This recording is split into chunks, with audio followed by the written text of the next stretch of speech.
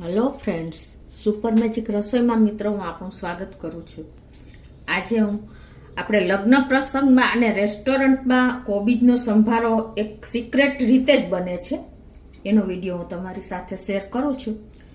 તો ચોક્કસ મિત્રો તમને ગમશે. ગમે તો લાઈક કરજો, શેર કરજો અને સબસ્ક્રાઈબ કરવાનું તો મિત્રો હવે ભૂલતા જ નહીં. અને બાજુમાં રહેલું બેલ આઇકોનને પણ પ્રેસ કરજો જેથી કરીને લેટેસ્ટ વિડીયોની માહિતી તમને મળતી રહે. તો હવે ઇન્ગ્રેડિયન્ટમાં મિત્રો કોબીજ તો હોય જ. આપણે 250 ગ્રામ કોબીજ છે, 3 લીલા તીખા મીડિયમ મરચાં છે, લીંબુ છે અને રૂટીન મસાલા છે, મીઠું છે અને તેલ છે. તો પહેલાં તો આપણે કોબીજ અત્યારે એકદમ સરસ આવે છે ફ્રેશ, તો એનું ઉપરનું આ પાન તોડી નાખવાનું અને પછી એને આપણે એમ મેં ક્લીન કરી લીધી છે. આ રીતે તમે જો આ રીતે વોશ કરશો ને એટલે સરસ એકદમ ઉપરથી વોશ થઈ જશે, એટલે કે ધોવાઈ જશે અને ચોખ્ખી થઈ જશે. હવે એને આપણે એકદમ પતલી સમારવાની છે, ખાસ નોટ કરજો. તો કોબીજ સમારવાનો પણ આપણને કંટાળો જ આવે છે, તો એના માટે તમારે શું કરવાનું, આવી રીતે આપણે સ્લાઇસની જે ખમણી આવે ને ગ્રેટર એ લેવાનું છે અને પછી તમારે એને આ રીતે ખમણવાની છે, એટલે એકદમ પતલી અને એકદમ સરસ ટાઈમ વગર તમારે કામ પતી જશે. તો જુઓ, તમને બતાવી પણ દઉં.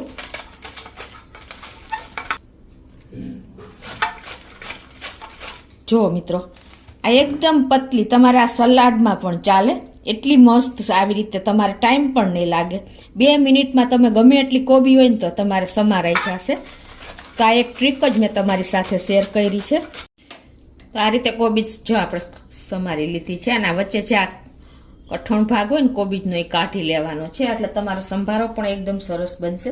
હવે જે સિક્રેટ રહસ્ય છે ને હોટલવાળાનું કે રેસ્ટોરન્ટવાળાનું લગ્ન પ્રસંગમાં, એ લોકો આ રીતે, આપણે શું કરીએ છીએ કોબીજ સમારીને તરત જ વઘાર કરી દઈએ છીએ, પણ એ લોકો શું કરે છે કે અડધી જે કોબીજ પ્રમાણે મીઠું નાખે છે. એટલે આપણે અત્યારે 1/4 ટીસ્પૂન જેવું મીઠું નાખી દેશું અને પછી મીઠું નાખી અને એને આ રીતે આપણે મિક્સ કરી લેવાનું છે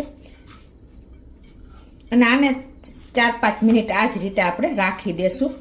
એટલે શું થશે, જે કોબીજનો ટેસ્ટ હોય છે ને એકદમ, જેને ભાવતો નથી, એકદમ સરસ નોર્મલ થઈ જશે. હવે કોબીજમાં મીઠું નાખીને આપણે રાખી દીધું. ત્યાં આપણે મરચાં સમારી લઈએ. તો મરચાં જો તીખા હોય તો તમારે એ પ્રમાણે સમારવાનું, પણ કોબીજ થોડોક સંભારો આપણે તીખો હશે ને તો ભાવશે. તો આપણે આ જ રીતે સમારી લેશું નાના પીસમાં. આ રીતે જો આપણે મરચાંને પણ સમારી લીધા છે અને હવે આપણે જે આ કોબીજ છે ને એને પણ 5 મિનિટ થઈ ગઈ છે. તો આપણે એમાંથી આ રીતે મિક્સ કરીને અને પાણી અલગ કરી લેશું. હવે જો એને તમારે આ રીતે પાણી અલગ કરી અને અલગ કરતી જવાની છે, એટલે તમારે એનો ટેસ્ટ થોડોક, તમારે જે આપણને ટેસ્ટ ઘણાને કોબીજનો નથી ગમતો ને એકદમ લાઇટ થઈ જશે. તો આ રીતે જો પાણી અલગ થશે ને પછી આ પાણી તમારે ફેંકી નહીં દેવાનું, કેમ કે આમાં ન્યુટ્રિશન હોય છે. તો તમારે આનાથી આપણે પરોઠાનો કે થેપલાનો લોટ બાંધી લેશો ને તો પણ ચાલશે અને શાકમાં પણ નાખી દેવાય. તો આ રીતે જો ઘણું બધું પાણી નીકળે છે. ગેસ ઓન કરી અને એક પેનમાં આપણે 1 ટેબલ સ્પૂન જેવું તેલ મૂકી દેશું. આપણું તેલ ગરમ થઈ ગયું છે. 1/4 ટીસ્પૂન આખું જીરું, 1/2 ટીસ્પૂન રાઈ. સંભારામાં રાઈ હંમેશા થોડીક ચડિયાતી હોય ને તો એનો ટેસ્ટ આવે છે. અને પિંચ જેટલી આપણે અત્યારે હિંગ નાખશું. મિત્રો, આ સંભારામાં ઘણું બધું સિક્રેટ છે, તો તમે એન્ડ સુધી જોડાયેલા રહેજો મિત્રો. અને આમથી પિંચ જેટલી જ આપણે હળદર નાખશું એટલે સંભારાનો કલર છે ને એકદમ ગ્રીનરી રહેશે અને લુક પણ જોવું ગમશે. આ એક પણ ટિપ્સ છે કે તમે સંભારામાં વધારે જો હળદર નાખી દેશો ને તો પણ એનો કલર નહીં ગમે. તમે આ જોજો. હવે આપણે પહેલાં મરચાં નાખી દેશું એટલે સરસ તીખાશ બેસી જાય અને 1 જ મિનિટ આ રીતે આપણે મરચાંને તેલમાં ચલાવી લેશું એટલે સરસ થોડાક કૂક થઈ જાય. કોબીજને ચડતા ટાઈમ નહીં લાગે. હવે જે આપણે આ મીઠું પાણી કાઢેલી કોબીજ છે ને એને પણ આમાં નાખી દેશું. મિત્રો, સંભારા તો આપણે બનાવીએ જ છીએ, પણ અલગ જ મેથડથી તમે બનાવશો ને તો તમે દર વખતે આ રીતે જ બનાવશો.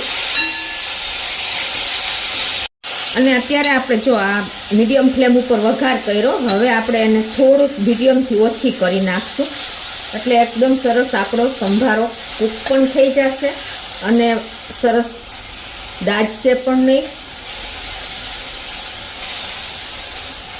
હવે આપણે મીઠું તો ઓલરેડી નાખ્યું જ છે, તો પણ આપણે 1/4 ટીસ્પૂન જેટલું, અત્યારે સંભારામાં પણ થોડુંક મીઠું ચડિયાતું હશે ને તો જ એનો ટેસ્ટ આવશે. તો આ રીતે આપણે 1/4 ટીસ્પૂન મીઠું નાખી અને મિક્સ કરી લઈશું.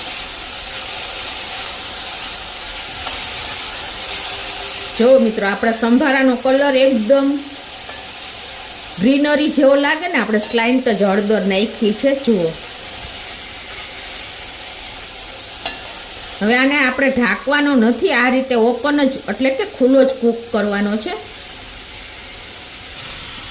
હવે જો આ રીતે આપણે 2 થી 3 મિનિટ થઈ છે સ્લો ફ્લેમ ઉપર જ. હવે મિત્રો, આપણે ગુજરાતી છીએ તો થોડીક આપણે ખટાશ અને ગળાશ જેવું હશે ને તો સંભારાનો ટેસ્ટ સરસ આવે છે. તો આપણે 1/4 ટીસ્પૂન જેટલી જ ખાંડ નાખશું, ઝાઝી નહીં નાખીએ.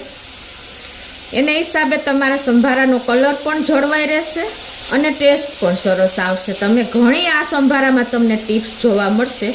તો આપણે બહુ વધારે કૂક નથી કરવાનો. તો આપણો સંભારો પણ જો સરસ કૂક થઈ ગયો છે 3 જ મિનિટમાં. જો આપણો સંભારો રેડી છે.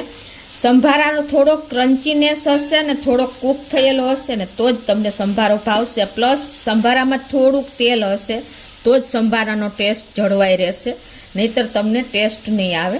એટલે હવે આપણે કૂક થઈ ગયો છે તો ગેસ બંધ કરી દઈશું. અને હવે ગેસ બંધ કર્યા પછી જે રેસ્ટોરન્ટવાળાનું સિક્રેટ છે કે લગ્ન પ્રસંગના સંભારાનું સિક્રેટ છે ને એ હું તમને બતાવું છું. હવે મિત્રો, જે સિક્રેટ છે ને એ પણ તમને બતાવી દઉં કે આપણે સંભારો કૂક થયા પછી આપણે 1/4 ટીસ્પૂન જેટલી પાછી હિંગ નાખી દેવાની છે ઉપરથી.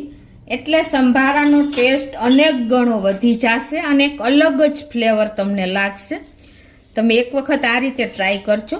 હિંગનો ટેસ્ટ છે ઉપરથી નાખી છે ને કૂક થયા પછી ગેસ બંધ કર્યા પછી, એ બહુ મસ્ત લાગશે.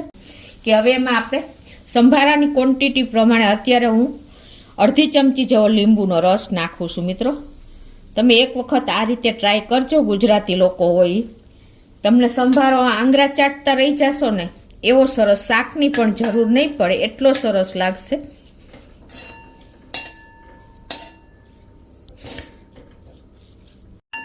તો મિત્રો, જો આપણા સંભારાનું લુક જો, એનો ટેસ્ટ તો વાત જ ન પૂછો.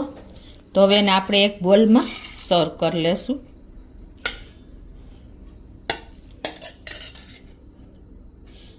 મિત્રો, આપણે ગુજરાતી લોકોને શાક અને સંભારો હોય ને તો કાંઈ જોતું નથી, દાળ ભાતની પણ જરૂર નથી પડતી. એક આપણે સાઈડમાં ટેંગીનેસ માટે જ સંભારો બનાવીએ છીએ. તો તમે ચોક્કસ એક વખત તો આ રીતે અલગ જ મેથડથી સંભારો બનાવજો. કોબીજનો સંભારો એકદમ ટેસ્ટી અને લાજવાબ બનશે મિત્રો.